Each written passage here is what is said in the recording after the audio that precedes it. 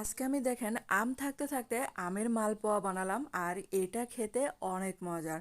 আসসালামু আলাইকুম সবাইকে। তো আপনারাও কিন্তু ট্রাই করতে পারেন আম থাকতে থাকতে আমের এই মালপোয়া পিঠাটা।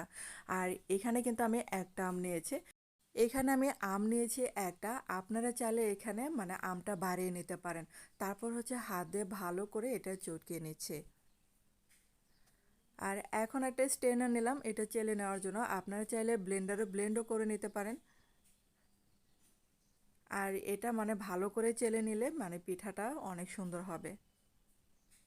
আর বন্ধুরা, আপনাদের কাছে ছোট্ট একটা রিকোয়েস্ট, যারা আমার চ্যানেল আজ প্রথম ভিডিও দেখছেন কিন্তু চ্যানেলটাকে সাবস্ক্রাইব করতে ভুলে গেছেন, প্লিজ তাদের কাছে অনুরোধ রইল চ্যানেলটাকে সাবস্ক্রাইব করে আমার পাশে থাকতে পারেন।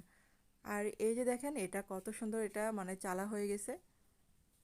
আর এখন হচ্ছে এটার মধ্যে দিয়ে দিব হাফ কাপের মতো সুজি, তারপর হচ্ছে পনে 1 কাপের মতো ময়দা দিলাম। আর এখানে যে চিনি দিলাম হাফ কাপের মতো, তারপর হচ্ছে জাল করা দুধ দিয়ে দিলাম। এখানে হচ্ছে 1 কাপের মানে বেশি হবে জাল করা দুধ দিয়ে, তারপর হচ্ছে একটা ব্যাটার তৈরি করতে হবে।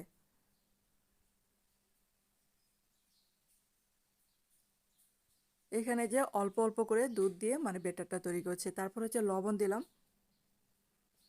আর আবার একটু জাল করা দুধ দিয়ে দিলাম। এটা মানে ব্যাটারটা একটু সামান্য মানে পাতলা হবে, এতটা মানে ঘন হবে না।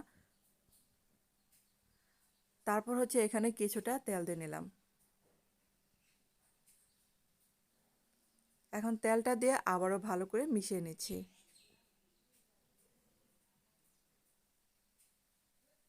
আর এখন কিছুটা বেকিং পাউডার দিয়ে দিলাম, এটা কিন্তু অপশনাল, না দিলেও মানে সমস্যা নেই।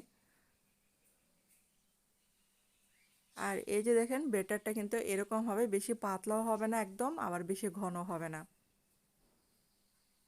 আর যদি মানে পিঠাটা বানানোর সময় অনেকটা ঘন হয় তাহলে কিন্তু আর একটু দুধ বা পানি অ্যাড করতে পারেন। তারপর হচ্ছে অল্প অল্প করে এটা তেলে দিয়ে নিলাম।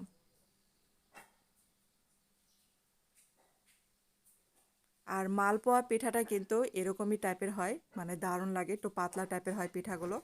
আর আপনারা কিন্তু সুজি এবং ময়দার পরিবর্তে চালের গুঁড়ো ব্যবহার করতে পারেন। আর এটা কিন্তু দেখবেন যে প্রথম অবস্থায় একটু নরম থাকবে, কিন্তু এটা যখন ঠান্ডা হয়ে যাবে তখন কিন্তু অনেকটা মোচমোচে হয়ে যাবে।